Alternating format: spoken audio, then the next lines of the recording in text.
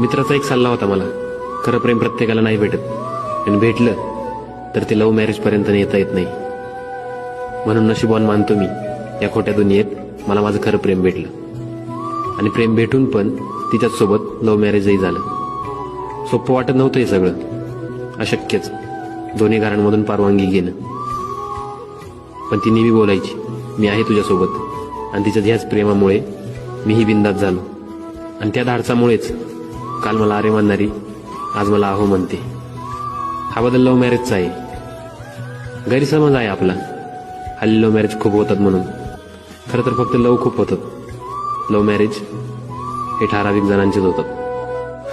आणि त्यात माझा नंबर.